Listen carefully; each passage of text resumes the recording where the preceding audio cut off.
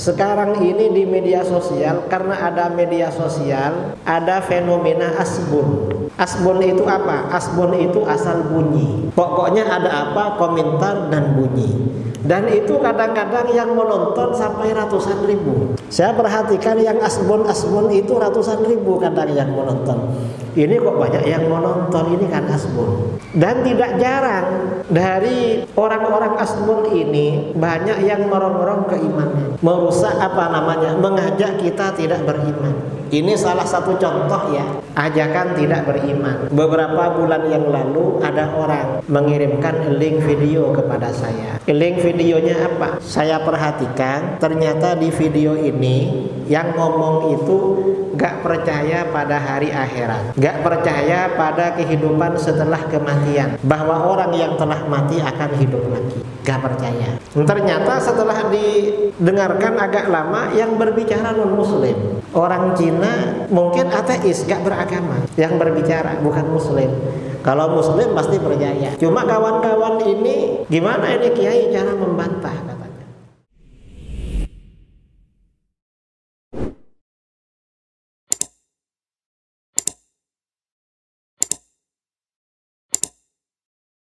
Pada malam ini, tema yang kita bicarakan adalah memperkuat keimanan. Bagaimana sebenarnya memperkuat keimanan agar iman kita ini menjadi kuat? Mengapa keimanan ini perlu diperkuat? Memperkuat keimanan ini perlu. Sekarang ini rongrongan keimanan ini dari mana-mana. Apalagi dengan adanya media sosial. Dengan adanya media sosial ini seakan-akan manusia di mana-mana pakar semua. Gak ada yang bodoh. Padahal kadang yang muncul bodoh semua. Gak ada yang pakar. Mengapa? Sekarang ini di media sosial, karena ada media sosial, ada fenomena asbun. Asbun itu apa? Asbun itu asal bunyi. Pokoknya ada apa, komentar dan bunyi. Dan itu kadang-kadang yang menonton sampai ratusan ribu. Saya perhatikan yang asbun itu ratusan ribu kadang yang menonton. Ini kok banyak yang menonton, ini kan asbun. Dan tidak jarang dari orang-orang asbun ini banyak yang merongrong keimanan, merusak mengajak kita tidak beriman. Ini salah satu contoh ya, ajakan tidak beriman. Beberapa bulan yang lalu ada orang mengirimkan link video kepada saya. Link videonya apa? Saya perhatikan, ternyata di video ini yang ngomong itu gak percaya pada hari akhirat, gak percaya pada kehidupan setelah kematian, bahwa orang yang telah mati akan hidup lagi, gak percaya. Ternyata setelah didengarkan agak lama, yang berbicara non muslim, orang Cina, mungkin ateis, gak beragama, yang berbicara bukan muslim. Kalau muslim pasti percaya. Cuma kawan-kawan ini, gimana ini kiai cara membantah katanya. Cara membantah. Saya bilang, justru Al-Quran itu di antara keterangan Al-Quran yang banyak sekali adalah menjelaskan tentang bukti hari kebangkitan dari alam kubur, bahwa orang yang sudah mati akan hidup lagi. Buktinya apa? Fenomena alam. Orang-orang musyrik itu kan gak percaya kalau orang mati akan hidup lagi. Orang musyrik percaya, sebagian percaya pada adanya Allah, sebagian cuma menganggap Allah gak mampu menghidupkan orang yang sudah mati. Ini namanya akidahnya rusak. Percaya, tapi percaya sebagian. Sebenarnya bagaimana? Di dalam Al-Quran, dalil-dalil kehidupan setelah kematian yang banyak disampaikan itu apa? Yang selalu disampaikan adalah fenomena alam berupa turunnya hujan. Kalau di Sumatera ini hujan terus, mungkin orang gak berpikir ke sana. Tapi kalau seperti di daerah Jawa, Kalau di Sumatera ini paling nggak hujan beberapa minggu, beberapa hari, setelah itu hujan lagi. Kalau di Jawa ini kadang 4 bulan tidak turun hujan, lalu setelah itu hujan. Itu kalau di Jawa. Kalau di Arab ya hujannya beberapa kali setahun, lebih jarang lagi. Nah, fenomena hujan ini bagaimana? Saudara kalau pernah tinggal di daerah Gersang, di daerah Gersang ini berarti bukan daerah Pekanbaru. Kalau di sini airnya meluap-luap walaupun musim kemarau itu. Di daerah Gersang seperti di Jambi ya, kalau lama gak turun hujan, atau misalnya seperti di Jawa, itu rumput-rumput itu habis, gak ada rumput-rumput, tanaman-tanaman mulai kering. Kemudian sebagian jenis-jenis hewan itu sebagian memang habis, gak ada. Ada beberapa jenis hewan itu gak ada sama sekali. Tapi begitu hujan turun, rumput-rumput ini mulai tumbuh. Jenis-jenis hewan yang sekian lama itu gak ada keluar lagi. Nah, itu dari mana itu? Kita ketika kering ya, tanah ini kering semua, gak ada air, gak terbayangkan kalau itu akan tumbuh lagi. Gimana yang kita hadapi itu tanah, tapi begitu hujan itu turun, ternyata akan tumbuh lagi, tumbuh-tumbuhan. Ini kan sebenarnya pelajaran bagi kita bahwa setelah kematian akan ada kehidupan. Al-Quran mencontohkan kepada orang-orang musyrik di kota Mekah, ketika tidak ada air di negeri Arab ini Gersang, tetapi ketika turun hujan, rumput-rumputan lalu tumbuh, itu yang disebut dengan kehidupan. Ini kan bukti. Al-Quran sebenarnya sudah menyampaikan ini masalah keimanan. Nah, masalah keimanan seperti ini bukti ya, bukti secara alami. Seperti ini, bahwa orang itu akan hidup lagi, informasinya dari Al-Quran. Informasi dari Al-Quran, juga informasi dari para nabi, memang orang yang mati akan hidup lagi. Kemudian kalau begitu, maka dari sini kita pertama kali keimanan itu beriman kepada Allah.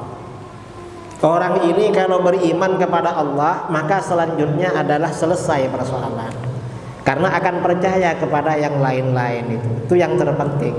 Nah, rongrongan kepada keimanan ini sekarang ini memang semakin banyak. Di mana-mana orang-orang itu diajak untuk tidak beriman. Kalau tidak beriman kepada Allah itu sudah lama ya, ajakan tidak beriman. Kita mengenal dulu tentang peristiwa 30 September yang disebut dengan pemberontakan PKI, Partai Komunis Indonesia. Itu kan ateis, gak percaya pada adanya Tuhan. Tapi sekarang akhirnya komunis itu runtuh. Negara komunis sendiri, Uni Soviet tahun 90 itu runtuh. Kemudian negara-negaranya merdeka, dan Islam ini berkembang cukup pesat di Rusia. Pada akhirnya komunis itu runtuh sendiri di negerinya. Itu ajakan tidak beriman kepada adanya Tuhan. Kemudian juga masalah keimanan, ya, masalah keimanan yang diperlukan, yang perlu kita tahu juga, beriman kepada adanya takdir.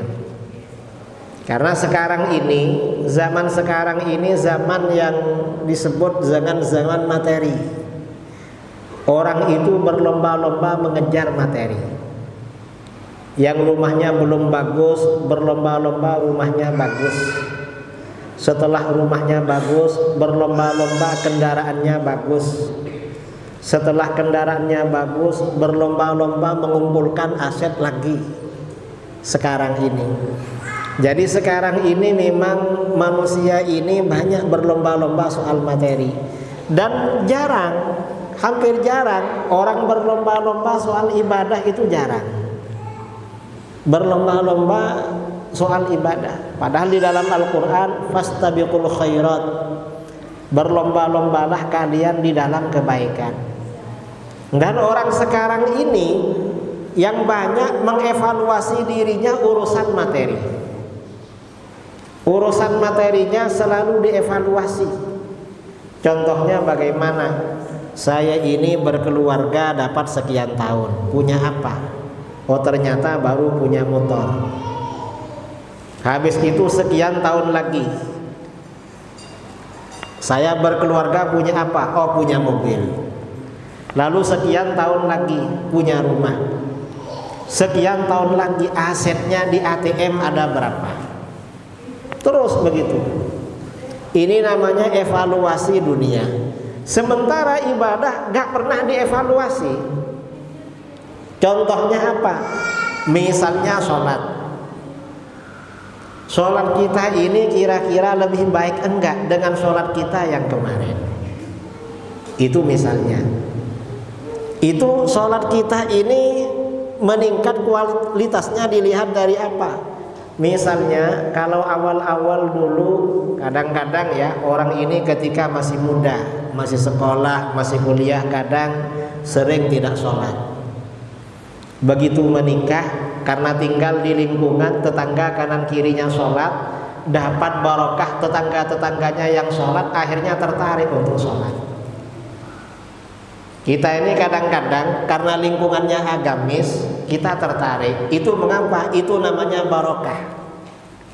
Barokah saudara-saudara kita yang agamis, kita menjadi agamis. Akhirnya sholat.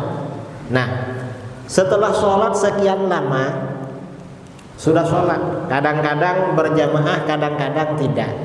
Dan ini perlu dievaluasi sholat kita ini. Gimana evaluasinya? Setelah sekian lama sholat kita dalam setahun, yang berjamaah berapa persen, yang tidak berjamaah berapa persen,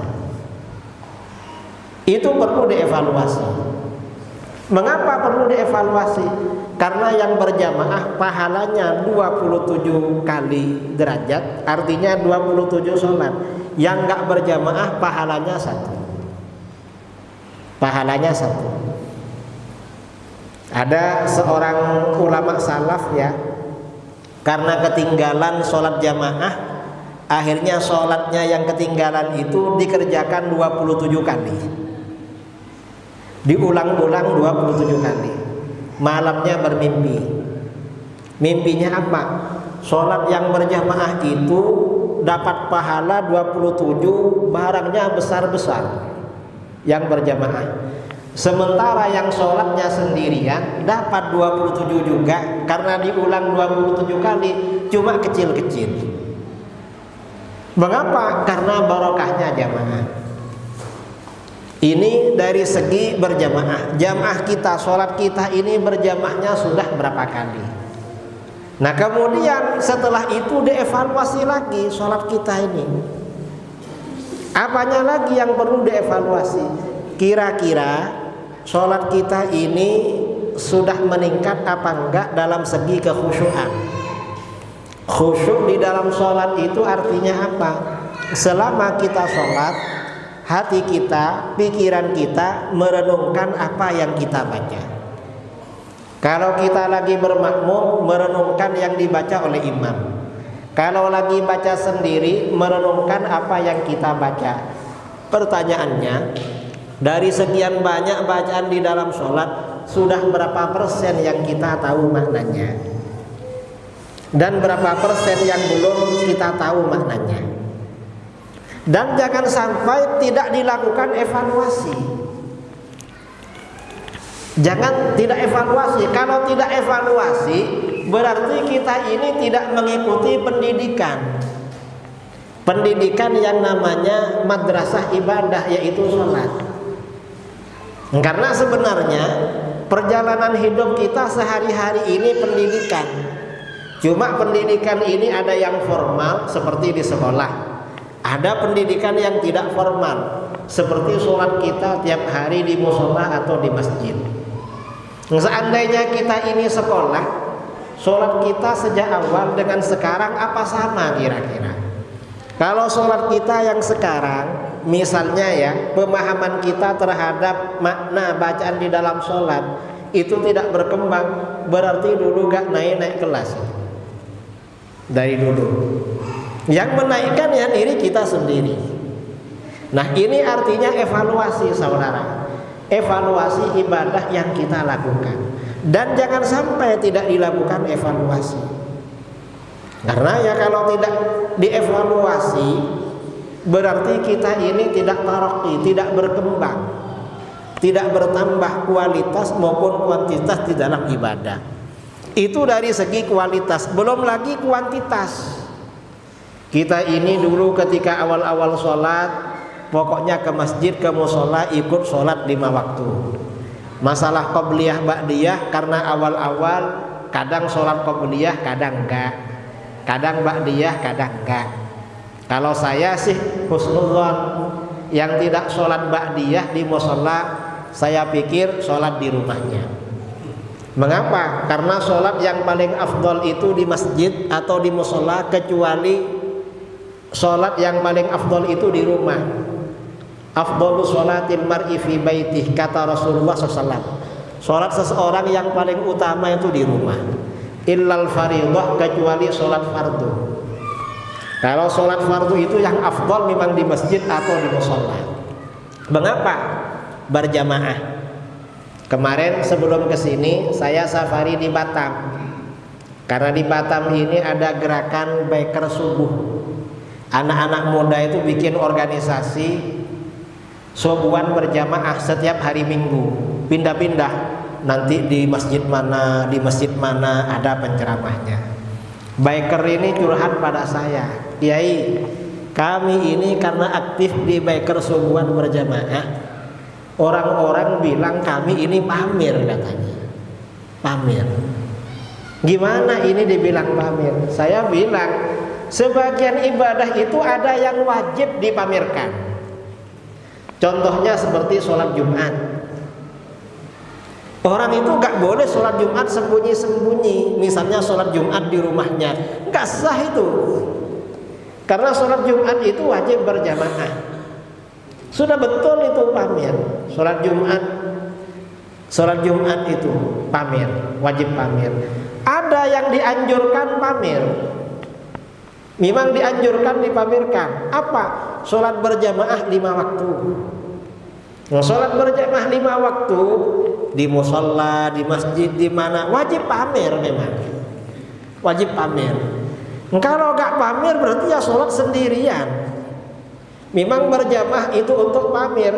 Ada yang sholat sunnah dianjurkan pamer, seperti sholat Idul Fitri, sholat Idul Adha, itu dianjurkan pamer karena berjamaah. Ada sholat sunat yang dianjurkan tidak pamer, seperti sholat tahajud, ya, sholat tahajud, sholat duha, atau sholat qobliyah bagi yang mau mengerjakan di rumahnya. Itu memang dianjurkan tidak pamer.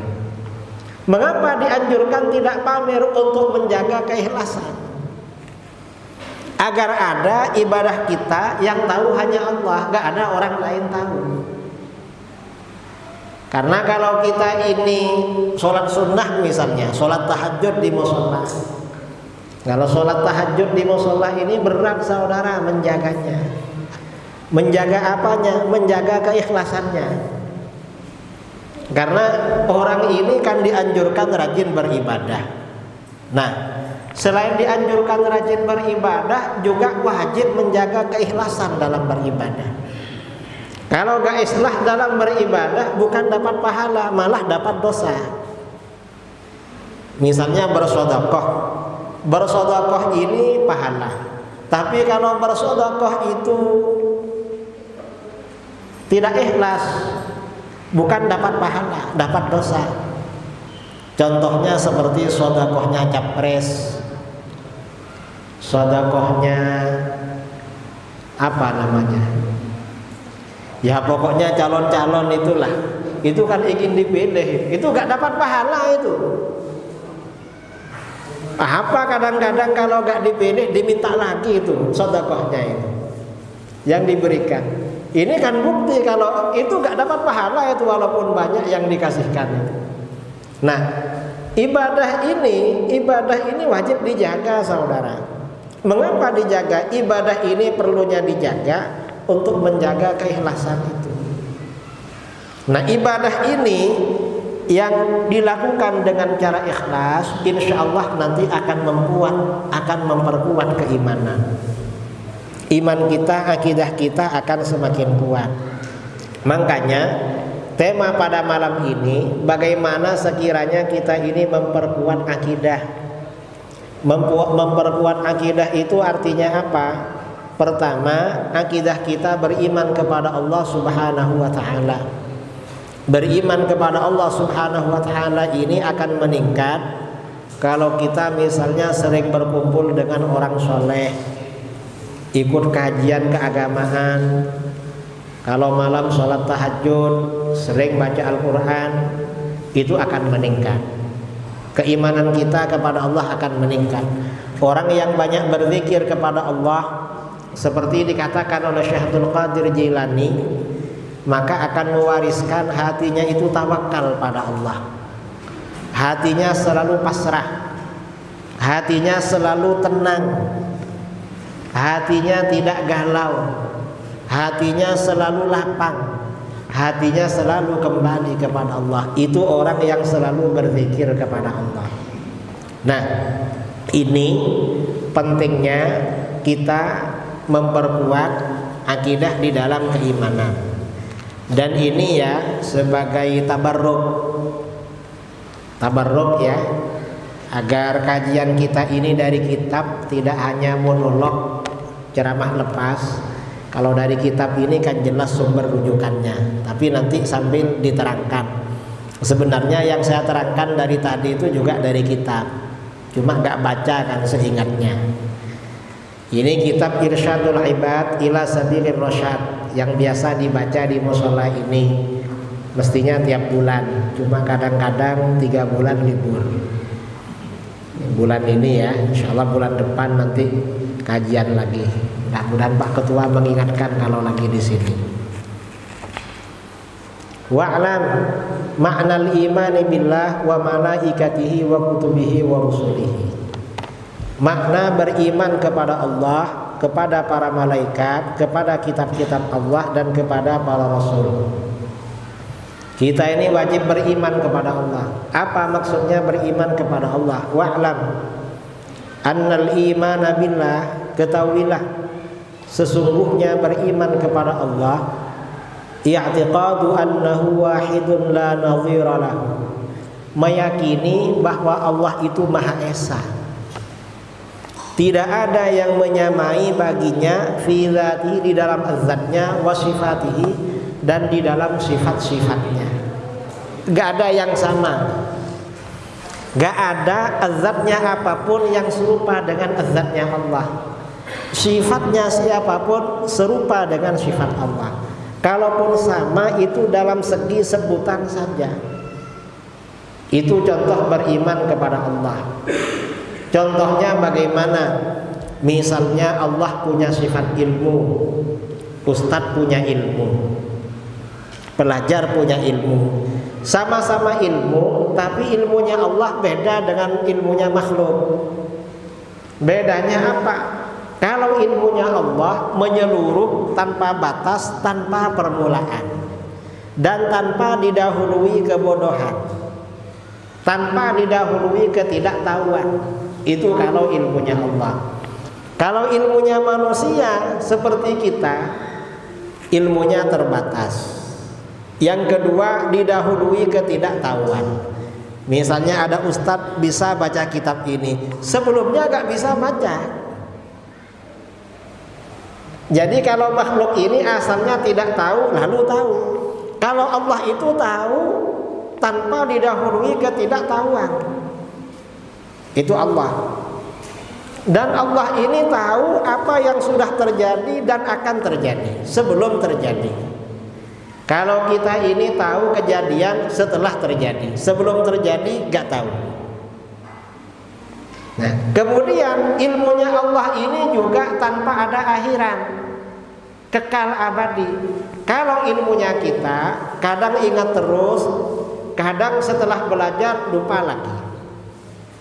Kita ini kajian begini ya, saya dari tadi menyampaikan kisah, cerita apa, itu kan gak semuanya bisa diingat.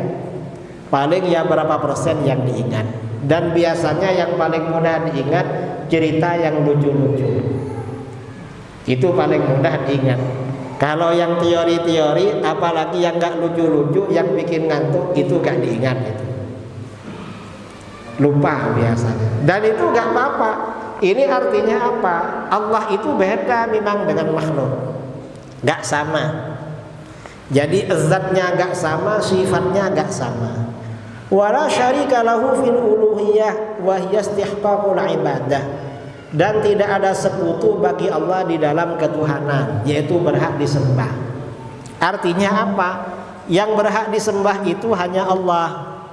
Selain Allah itu tidak berhak untuk disembah. Hanya Allah yang berhak disembah.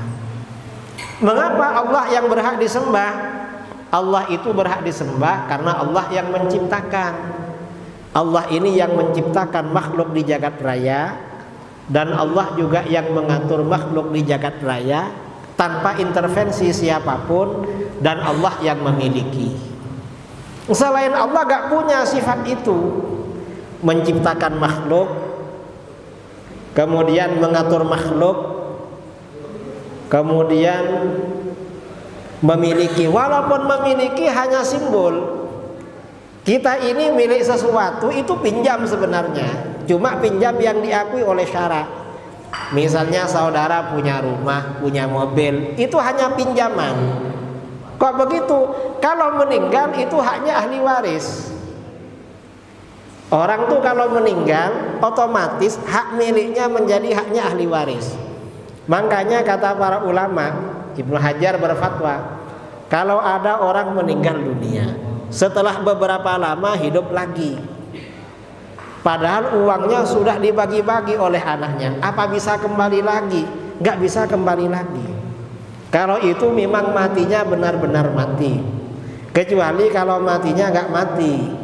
Karena ada orang itu ya, detak jantungnya macam berhenti, tapi sebenarnya belum mati, karena sebagian ototnya atau uratnya masih berfungsi. Lalu berfungsi lagi, itu gak bisa. Mengapa? Karena yang kita miliki ini bukan milik kita sebenarnya, hanya pinjaman, hanya berlalu aja.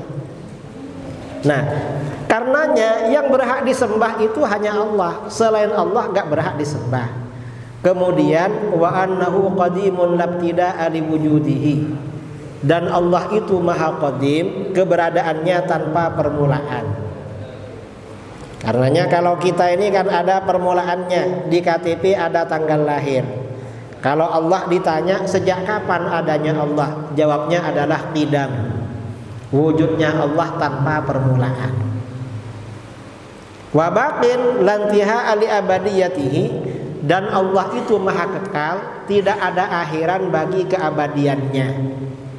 Kalau kita ini ada akhirannya, sampai kapan? Sampai mati.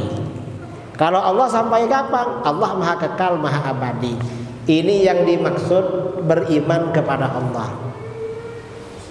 Jadi yang dimaksud beriman kepada Allah itu tidak ada yang menyamai Allah dalam zat dan sifatnya, tidak ada sekutu bagi Allah dalam ketuhanan, dan Allah maha qadim tanpa permulaan, serta Allah maha kekal abadi tanpa ada akhirat.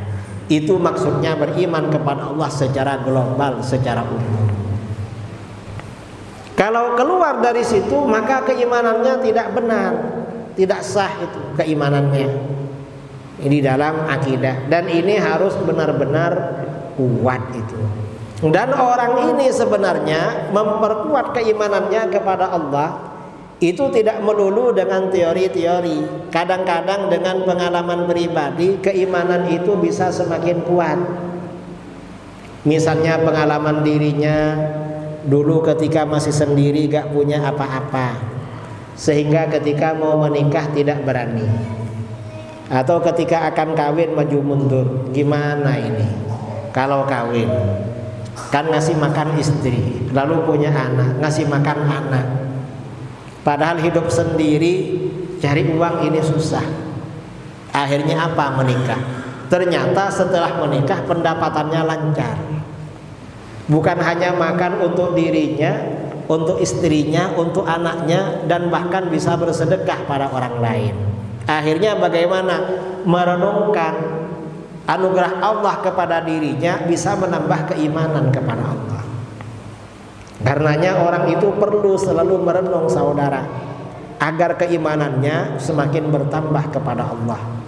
Nah ini saudara-saudara pengantar tabligh akbar pada malam ini.